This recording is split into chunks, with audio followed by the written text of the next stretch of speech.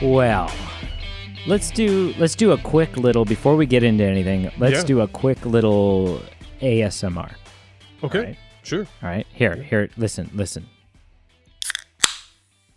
You hear that? Yeah. Did you just open like a can of tuna? That is the crisp sound of an energy drink. Something that we're recording 3 episodes tonight, so something that will get me through all 3 episodes. Yeah. And something that is probably going to kill me at some point. And that is the fault of both Legacy Clark and Christina Walker, because they have me hooked on these damn things. So that's exciting. Hey, you got to go somehow, right? Also, for the first time ever in the history of Movie Men Podcastum, at least half of us are recording in front of a live studio audience. Nice. I actually have is it a spectator? I mean, I'm not really I always juggle while I'm recording a podcast. Sure. Always. I juggle 5 oranges. Yep. I start right before we start recording, and I always stop right after we're done recording. But so I guess it's kind of a podcasting can kind of be a spectator thing. But I think I've got someone usually is. It's supposed to be anyway. Yeah, I've got someone listening in. Nice. And they have a body pillow.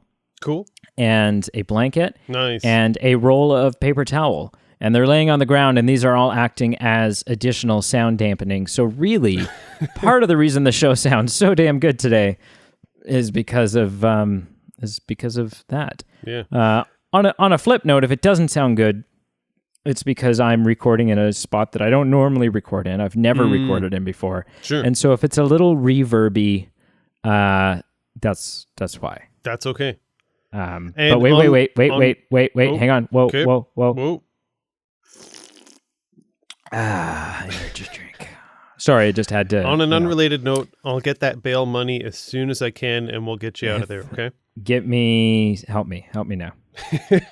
Yeah.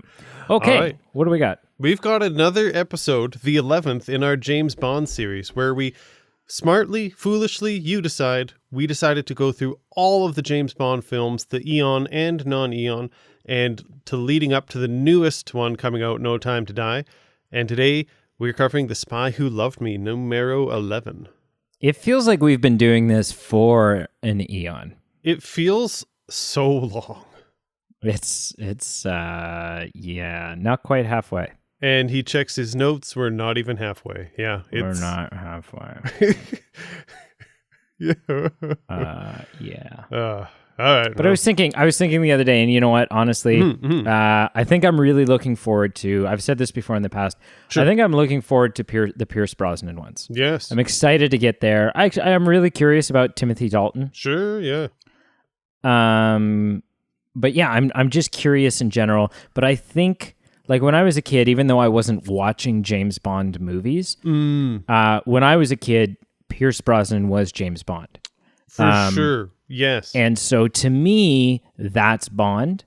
Yeah, for sure. Pierce Brosnan, I can totally agree. Like when, I'm assuming you were the same, when we're watching Mrs. Doubtfire as kids, or not as kids, but as younger versions of ourselves, that's Pierce Brosnan that the mother's dating. And every version in other words, of it's me, James Bond. Yeah, every version of me that I can remember is a younger version of me. Well, that's deep. It's true. It's technically true. I do not remember any older versions of myself. Yeah, that's fair. But yeah. We're looking forward to it. Yeah, me too. Yeah. Me too. However, we're still on Roger Moore. Yes. Well, and I don't mean to say that in a way that's like, still friggin' on. No. Like, we're just that's where we've gotten to. Straight up, putting up on the spot here, and we're not done with the Roger Moore yet.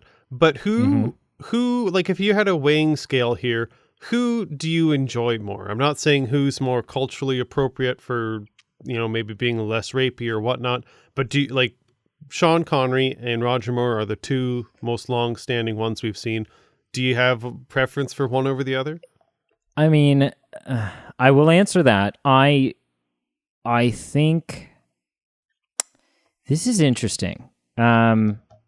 I want to talk more about this when we get into the portrayal of Bond category. Sure. But honestly, like my favorite is the dude that was only in one. Oh, I'm completely 100% with you. I'm not only preferring him, but that specific episode of Bond had some story elements and some character depth that I really liked that direction, and then they just totally kiboshed it going forward. Yeah. You know, I like them both for different reasons. Sure. Yep. That's fair. That's fair. You know, I don't know. I think Sean Connery still feels more like Bond to me. Yeah, fair. But I would rather watch Roger Moore. I feel less uncomfortable watching Roger Moore. That is a fact. Right? So I don't know. It's hard to say. Anyways, The Spy Who Loved Me. Mm-hmm. So interestingly, this is something we've never talked about. Sure. When we started this out, when I was a kid, we had one 007 film on VHS, and I wasn't sure which one it was, and that's why I hadn't ever brought it up. But I knew we had one, and I knew that I had put it in the VCR once, maybe watched the first 5 minutes of it, and then kind of, like I would have been, I don't know, 10 or 11, and then kind of like fast forwarded through it, maybe looking for some use of gadgets and stuff like that. Like, but didn't watch it. Just knew that we had it. Didn't know which one it was. Knew it was an older one. I knew it wasn't Pierce Brosnan. Yep. But I didn't know which one it was. I'm happy to report I have figured it out. It was this one. Oh, cool. And the reason I know that is because because of the opening scene at the chalet. Oh, yeah. That was the scene as a childhood that I had seen. Sure. Was him at the chalet, getting the message on his watch, and then proceeding to have this ski chase down the mountainside. Yeah. So I've kind of seen part of this one before. Sure. Right. You know. Yeah. It was a kind of a full circle for you watching it again. Yeah. It tickled me in areas that. Anyways. So if you haven't tuned in before, we have 8 categories that we rank the 007 films on. And then we tally them all up at the end. We scale them 1 to 10. We tally them all up at the end by finding the average of all the different scores. And then we slap it into our algorithm, placing it sequentially. No, in order of higher and lower scores. I don't know words. We compare them to the rest of the Bond films based on that. Yep. Because essentially what we're doing is trying to find the quintessential Bond film. Not necessarily our favorite Bond film, but if the aliens show up tomorrow and they're like, and the government's like, well, the only way to save the planet is by giving the aliens the quintessential 007 experience, that is the mission that we have been commissioned to do. Hey, yeah. By the UN. Well, let's get into it. I've maybe said too much. You definitely have. Yeah. So plot. Mm-hmm. I gave this a 6. Cool. You know, I think we've entered into a new era of Bond film, where the plots are infinitely easier to follow. Yes. Far less complicated to wrap our heads around. You don't have to have a degree in any sort of like Soviet physics in order to get what's happening. And Cold War history. Yeah. Having said that, I only gave this a 6 because I thought the idea was unique. It was something very fresh from anything we've seen before. You know, they're stealing this submarine. We figured out a way to track submarines, and the submarine has gone missing, and it's loaded with nuclear warheads, and that's really bad for obvious reasons. I just felt like towards the end, it got like once they're actually on the submarine, it just got gimmicky to me. Okay. It just became sort of like formulamatic. That's not a word, but like very formulated, very um like they had just taken and plugged in elements, story elements, into like filled in the blanks to kind of have like a copy and paste style story, right? Like it started out and everything seemed hold on. Formulaic is the word you're looking for. Formulaic. Thank you. I knew there had to have been a word for it. No, it started out and I was like, this is really unique and this is really interesting, and that's nice because sometimes Bond films feel a little cliche. And then we reached the end of the film and I was like, this is feeling very cliche. Right. So I gave it a 6. I gave it a 6 because it scored well because it's easy to follow and it has unique story elements. But it was ultimately brought down by the fact that it got predictable towards the end. Mm-hmm. No, that's fair.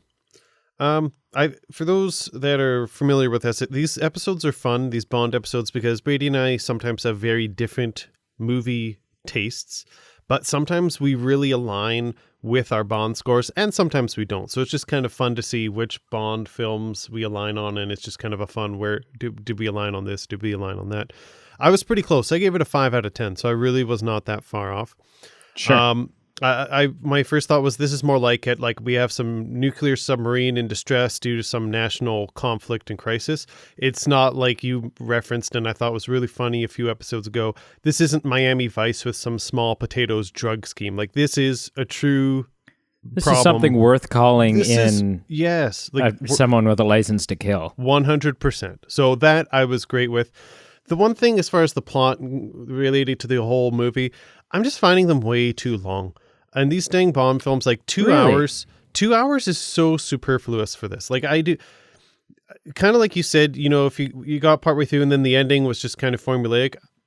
If it had been 30 minutes less, I would have said that's more than enough. That's great for me. Just for me, I guess they're a little tedious. I guess I can agree with that. I mean, at the same time, though, I think there's like an expectation, and I don't know if this expectation existed back then as well, but this expectation that like an action film is going to be 2 hours long. Like you see a 90-minute runtime and you think to yourself, okay, either kids film or comedy. Yeah. Right? A lot of comedies run 90 minutes, but 120 seems pretty standard or closer to that 120 mark seems pretty standard for an action adventure. True. I'm getting the vibe that the catchphrase for some of these films is like at least 2 hours or your money back. Yeah. Yeah. I mean, it was kind of fun. We see a bit of a jailbreak, and this airtight plan, which so far in motion, and it's too late for Bond to reverse unless he picks up some random manual on the ground and easily reprograms targets that are nuclear torpedoes to each other. Like, I just thought that was a little weak, that the villain and everyone's like, there's no chance for you to reverse this Bond, and then he picks up the first scrap of paper on the ground and it's the solution to his problem. So there were some flaws. I thought it was too long, but overall it was a return to a simpler Bond film, and I was like, hey, here we go. We're back into the formula that makes it a good, simple, fun film. That's fair. Yeah. What I have written here. Portrayal of Bond. Yes. I gave this a 5, which is again another drop down. Roger Moore's been doing it less and less for me as Bond each time. Oh, I would still rather watch him than Sean Connery. Yep. But something about him just doesn't, like, I don't know if it's because his lines are all becoming tacky and cliche. But I just find that Bond is becoming a very two-dimensional character. And almost more of just like a plot piece than an actual character. Yeah, I mean, something kind of, not trying to kind of hone in on your point, but I think it's a good one and I'm going to use it here. kind of the whole formulaic issue. Like, I'm just finding with Bond, specifically with Roger Moore, they're almost forcing his one-liners and his witty phrases, and there's just times I'm just not buying it, and I just feel like they're pushing a round peg into a square hole, and I'm like, guys, like, I'm not buying it. Just chill. Just let him be cool. Let him say some things, but every other line doesn't need to be a forced phrase here. He doesn't need it because he's supposed to be like this sort of suave, man of danger and sexuality and stuff. And instead he comes across as the dorky guy at the party that's like cracking the joke that nobody's really laughing at. Like he's punny. Or you take him aside and be like, guy, who are you trying to impress? Like, we're all just trying to have a good time here. Just chill. Just friends. Nobody, you don't need to, you're already in. What are you trying to do here? What's your end game? Like, come on. Yeah. Yeah. So you gave it a 5. Plot or Bond? Bond. Didn't you say you gave it? No, you haven't scored it yet. I haven't scored it yet, but that's a little prophetic because I did give it a 5 out of 10. Oh, wow. I've installed a virus on your computer and wouldn't be the first time. It allows me to mirror your screen. Yeah, no, I did give it a 5 out of 10. There was one thing that I absolutely got a hoot out of is when that one dude was killed in that phone booth and Bond just left the out of order sign on him. And although it was super, super, super cold-blooded, I thought it was kind of funny. And ultimately, yes, the out of order sign on the dead body was a little on the nose, but it was also very funny. Yeah, it was kind of a weird combo, but ultimately, right in the middle for me. It wasn't great. It wasn't good. We do get the intercourse on a boat, kind of, just in the form of an escape pod this time. So yeah, we do. Some might consider it, some might not. We'll let people split hairs, but 5 out of 10. I like it. Villain. Yeah. Are you ready for this? I am. I gave this a 4. Okay. Because to me, he was just an old guy that nobody gives a shit about.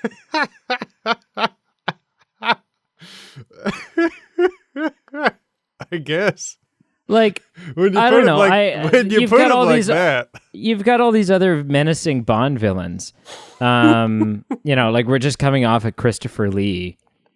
True. And now all of a sudden you've got this Bond villain who, if the alarm on his wristwatch goes off and he doesn't take his blood pressure medicine within 20 minutes, then this whole then the whole thing's not even a big deal because the scheme falls apart and crumbles. And I don't know, I just found him very old. Right. And very not able to do any evil heavy lifting himself. That's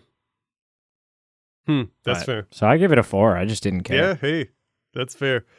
So I made a note about Triple X, who I guess wasn't ended up not really being the villain. So the villain was, Karl Stromberg, and at first I got some mixed vibes from him, eventually kind of horrid vibes, because we see this kind of television revealed of his feeding his mistress to the shark, which the act itself is just horrible and horrendous. The film itself really didn't convey that to me. Like, it was just like, I felt like maybe it needed to be in 4K resolution on the shark cam. I'm not sure. Maybe it needed to not be a shaky cam. Maybe they needed to be more pointed at the shark to see what was happening, but maybe they needed to use a real damn shark. Maybe they, hey, maybe they needed to not do it as a stunt. Maybe sometimes the sacrifices you make for the love of filmmaking, maybe they just needed to kill the girl. Right. So, but I guess my point is, I felt there was a bit of a disconnect between how menacing they wanted this villain on paper, which is, that act is horrible, but it really didn't translate to the way it was portrayed on the film. And that's my only beef against it. I found him fascinating to a degree. I mean, it was cool that someone wasn't just purely wanting money or world control, but to a degree, he was kind of a visionary, wanting everyone to kind of have an underwater reality. I guess it's a bit different. And we are introduced to Jaws, who from my understanding, he's quite famous in the Bond villain world. So I gave it a 6. Yeah. So here's a question I had for you. Yeah. If you could have the surgery done to be like Jaws, and Jaws, and it would actually allow you to bite through shit like that. Like you could you could take a massive aircraft cable and just turn it into a friggin' licorice thing. Right. Would you do it? Nah, I don't think so. No, me neither. It's I'm not that enticed. It's not super sexy. No. Oh, but hey, maybe it will help him pick up a lady. You never know. We'll see. True. We'll see where the series goes. Gadgets, yes. I gave this an 8. Wow. I don't know how. I don't know how you can be anything but like. It was like they had been holding back, and then all of a sudden the floodgates were just, ready to go, because we had the message come out of Bond's watch. We had a ski pole that turns into a friggin' gun. Oh yeah, that's true. We had the microfilm reader, right? He's got like that lighter, and it's a microfilm reader. We've got the cigarettes that have like, noxious gas that comes out of them. Like I was just, it's no secret that what I'm after in a Bond film is a shit ton of gadgets. Like I just want, to me, that's the allure of it. Right, is that it's not so much Bond himself. I'm interested in the cutting edge classified government technology. That to me is the exciting stuff. And gadgets that are packed into everyday items. Yes, you've said that like before. A watch, like a lighter, like a ski pole. That's hidden weapons. That to me is where the interest in 007 is, and this film did not disappoint. Right.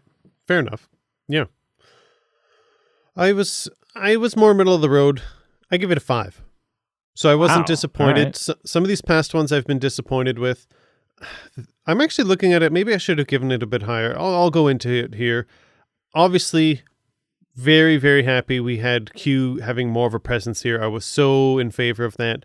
And we get the classic scenes of him kind of walking around, giving his talks in his shop with all the other gadgets, not related to the plot, just kind of going off. And it's just kind of a fun scene that we're getting used to in some of these films. Yeah. The one thing that really, I was on board with was the car turning into a submarine. I literally just thought that was so baller. That was so cool. Yeah. And it also just had that ability to shoot a rocket from underwater to take down a helicopter.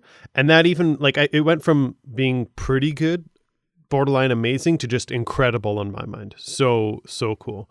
Right, so 5 out of 10 then. It's just, it was so janky, that Christopher Lee kind of flying car we previously saw. It looks like something the Wright brothers had in 1904. The submarine car was just so much better. There was just some things that I just wasn't a fan of. Mainly, the most part, the Stromberg's jettisoned boat that he kind of popped out of his base from, and then just kind of flew in the air and just landed in the water. Just felt so unrealistic to me.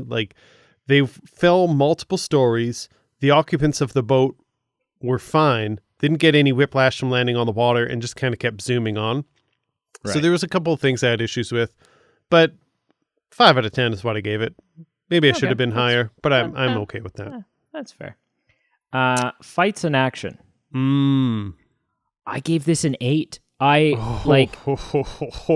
Lord. There's a bunch of really good stuff throughout this film, but it really comes to a head during the final fight scenes, and on the ship that they're on, and just the explosions that are happening, and the gunfights, and I'm thinking to myself, good Lord, were we holding back on the budget from the last 10, and that's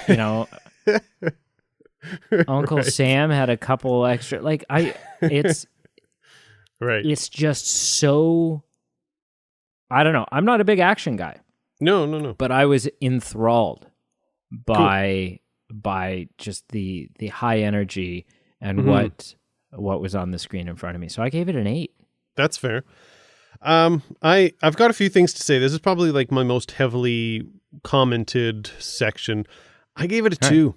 I was very different on this. Wow. The only positive thing I'm going to say in the movie's credit was there were so many times I thought we were going to pan and cut to like a belly dancing scene. Like I really thought it was leading up to that so many times, and it never did. And it I never was surprised, happens. and I was like, "Hey, finally we've moved on.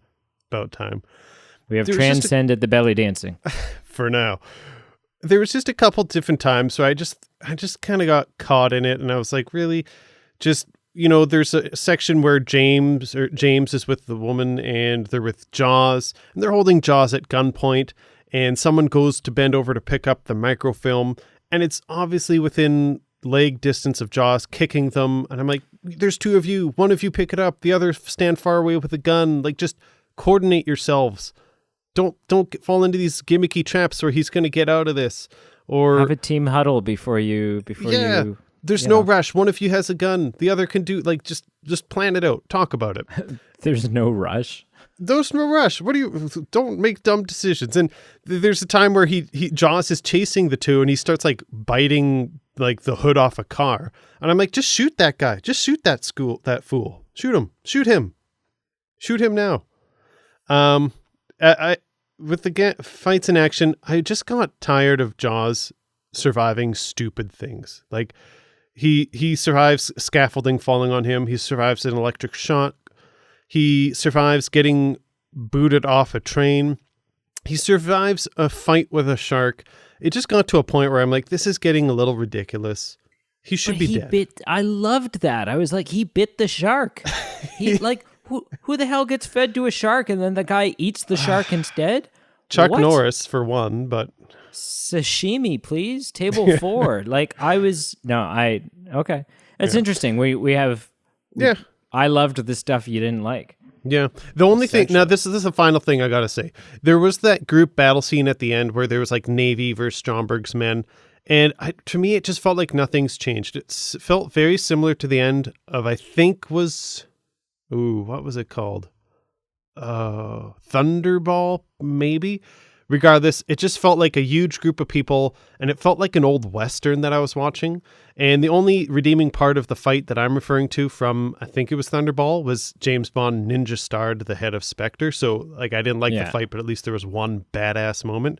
With this, it just felt like more an old Western with John Wayne, and not like a lone wolf 007 agent climax.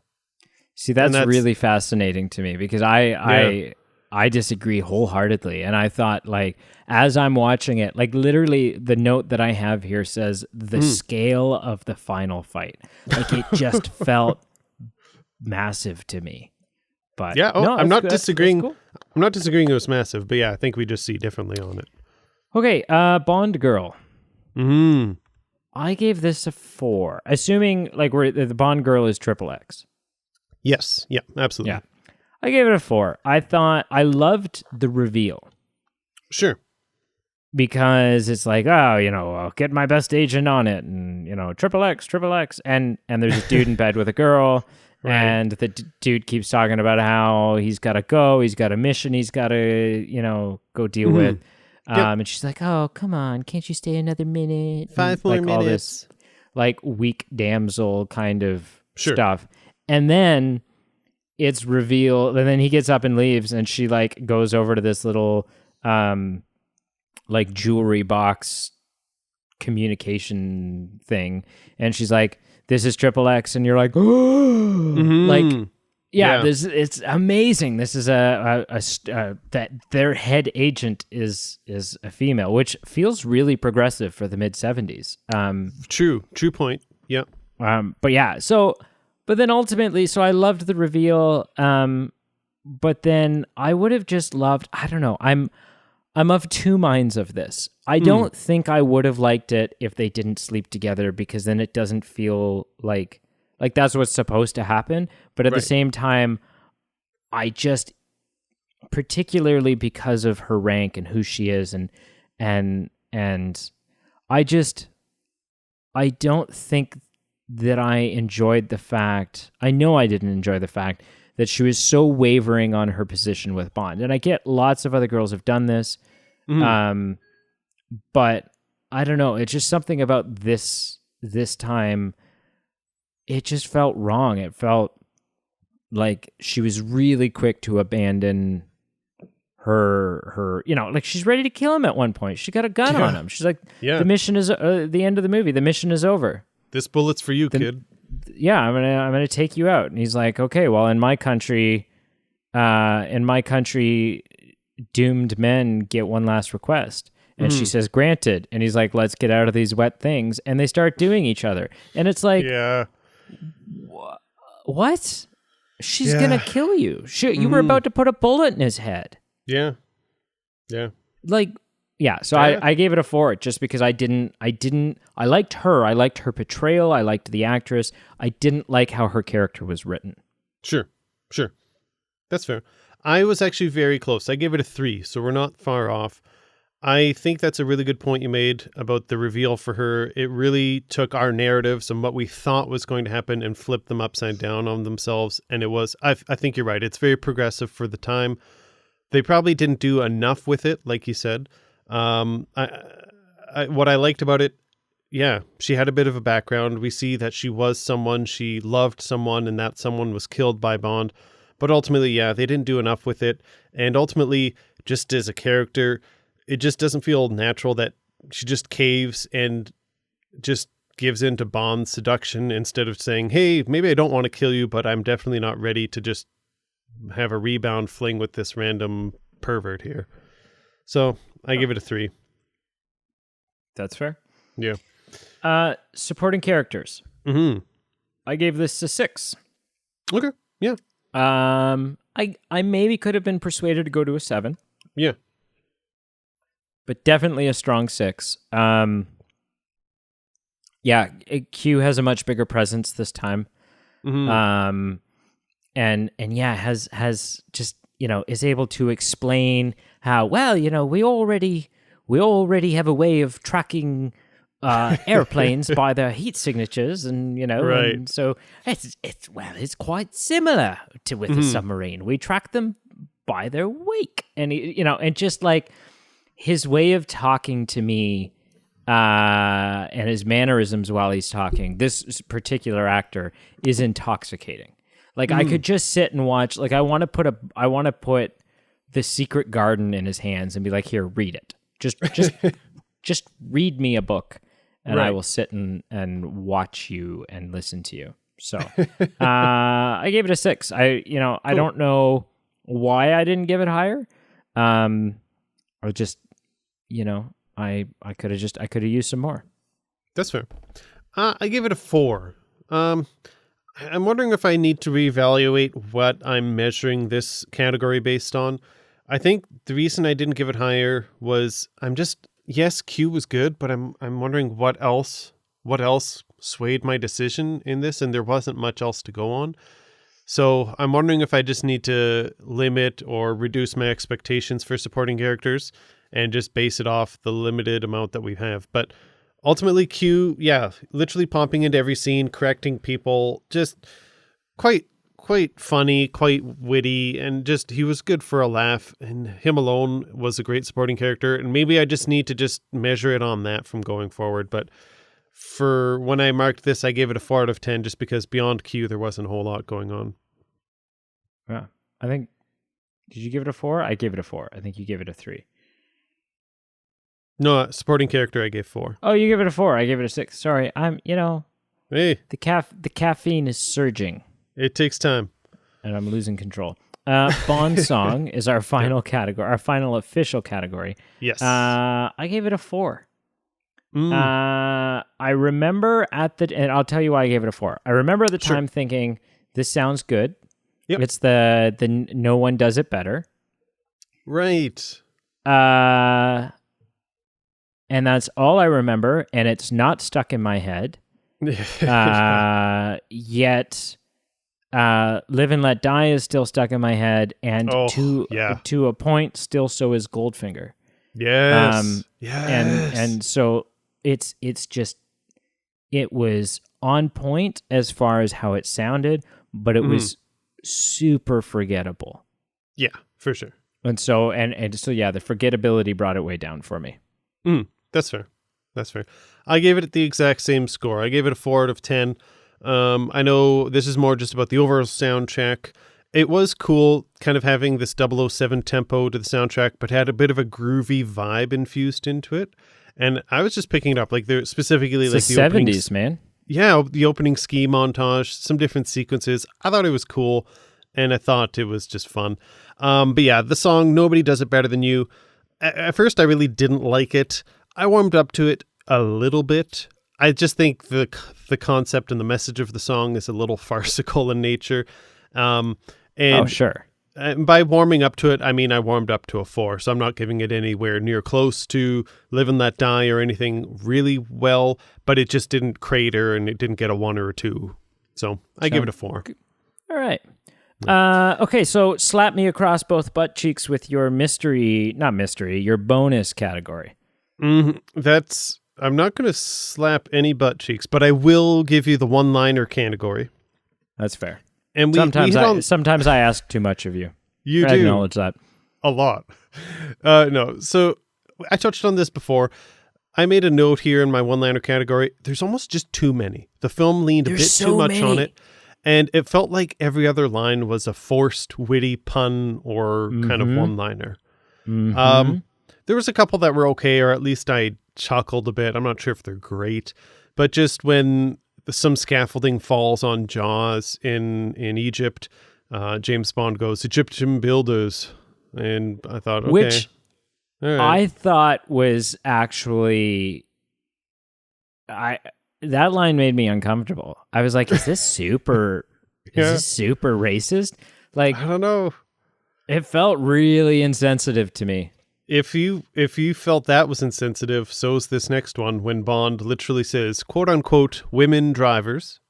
And this one was less controversial, but Jaws dropping in for a bite was so for as far as the funny meter. Yeah. Well. But yeah, those are the most notable in my mind. There were about 6 dozen to choose from. Yeah. Okay, so tallying up all of our official categories lands me with a 5.6, which, cool. If I'm looking here, 1, 2, 3, places it the fourth worst one out of the 11, or really 4 out of, because we've agreed we're not counting the 67 Casino Royale. Correct. Just because it's so it's a satire. It's just different. Not, yeah. Yeah. Apples and oranges. Apples and oranges. And really, for me, the villain brought it down. The Bond girl brought it down, and the forgettability of the Bond song brought it down. I would still recommend this film, though. I think it's a good watch. I think I had fun with it. But it's definitely not going to win the place of quintessential Bond film. Yeah, I don't think so either. I gave it at 4.25, and that gets it about 8th or 9th on my list out of the 11. So again, so still towards the bottom. Not breaking any records. Sure. Okay. You must have an incredibly predictable question for me, do you? I do, but before I want to spill some beans on a couple things. Ooh, I like beans. The first, I did some reading on this. Apparently they had some issues finding a director for this film, or they had some collaboration or deliberation amongst the creative team about who was going to direct this. And apparently Steven Spielberg was approached because he was in his post-production of Jaws, but they ultimately decided against him. So I thought that was interesting. Something I noticed when I watched this, and other film buffs may have caught on, I caught on to part of it. So the score for this film actually included 2 pieces from very popular, famous films. So the one was when Triple X opened her music box. Apparently that was a theme from, it was actually the Dr. Zigvaro theme from that film. But the music that I noticed was there was a sequence in the desert that was actually the music from Lawrence of Arabia. So I thought it was just cool that there was these two kind of classic films that they used music from throughout this film. And I noticed it when I was watching it. I'm like, that sounds familiar. And I didn't realize what it was till I read it. And did so without any sort of copyright permission. So let the lawsuits fly. Yeah. Some interesting emphasis on interesting information on the theme song Nobody Does It Better. So it met some immediate success at the time, but afterwards, for decades to follow, it was featured in various films, including the 2005 Mr. and Mrs. Smith, a film I've never heard of called Little Black Book, doesn't matter. It was also featured in Bridget Jones's Diary, The Edge of Reason, doesn't matter. Wasn't Bridget Jones's Diary a Little Black Book? No idea. No idea. Sorry. Yeah. But it's a bad joke. It was ultimately featured in the one and the only Lost in Translation. Lost in Translation. I did not even know this. This was a surprise to me. And I gave it a 4 on my list here, and I'd give it a 2 on my list for that one. All right. That wraps it up for the information. Where do you think The Spy Who Loved Me ranks on all the Bond films on the tomato meter? Top 10, middle 10, bottom. Middle 10. So it's actually in the top 10. Wow. That's undeserving. Okay. What's remaining in the top 10? Not many. Not a lot. So you've got, it's either 2, 5, 8, 9, or 10. I'm going to go with 10. Yeah, you're close. It's an 8, surprisingly. 8. Okay. That's okay. 70... I'm better with, I'm happier with that than if it had been 5, and I would have flipped tables if it was 2.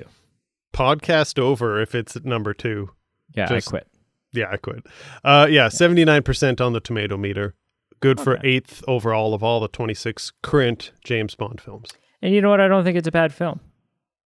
I really don't. I had fun. Sure. I have a couple of things just written down here that I want to make note of. Make note of them. Go ahead. The ski jump parachute scene. Mm-hmm. That is swanky as hell. That was cool.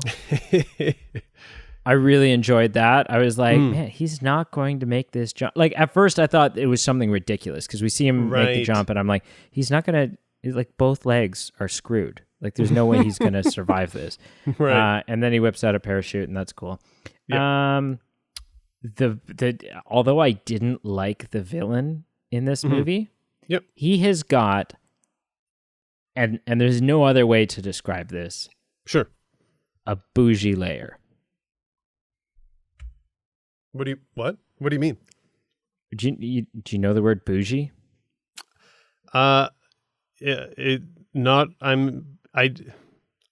means something different for me. So I need you to tell me what it means for you. Oh, okay. Really? All right. Well, Google tells me that bougie means something that to the working class appears as a higher class, glamoury, glitzy, wonderful thing. Oh, okay. Okay. Wait, why? What's it mean to you? There's like a piece of equipment that I work with that's called a bougie. Oh, that's weird. Okay. Yeah. So I mean it in up-class scale and really fancy. Okay. Would you concur? Sure. Yeah. Cool. The only other question that I have, and it kind of relates back to the layer, is in the final attempt to demise Jaws. Oh, yeah. In the scene with the shark tank. Mm-hmm. Why the hell is there a big magnet in this room? That's coincidental. Right? Why is there a big magnet? All of a sudden, Bond's like, well, I'll just use the giant magnet above the shark tank that is obviously there, because why wouldn't there be? Right. Yeah, I was like other than what? plot advancement, there's no reason for that magnet to be there. No, it made no sense. Made no sense whatsoever.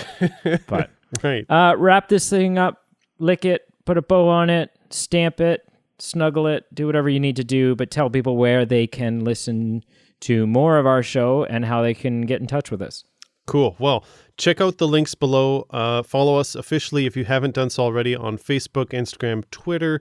That's where we send out all our information, and that's where we put out our votes for future episodes. And you vote. Our personal and you tell information. Us our personal information, SIN numbers, list of worst fears, everything, including films that we're having votes on, and you tell us what to review, and your vote matters. Leave a comment, leave a like. We like it when you reach out to us, so let us know what you think about this episode. We like it when you like it. That's a good way to say it. Yeah. And you can also check out our Patreon page below if you would like to support the show. It helps keeps the light on. We're down to one light right now, and it helps improve the show. Winter's coming. I could use more coal for my fire. You got one piece a day. That's it. That'd be nice. That'd be nice. Yeah. Please, sir, can we have another piece of coal for the fire? No. All right. Well, thank you so much for listening. Especially if you didn't enjoy it and you have somehow still gotten 47 minutes into this, then wow. I mean, if you didn't like it, you should have just shut it off.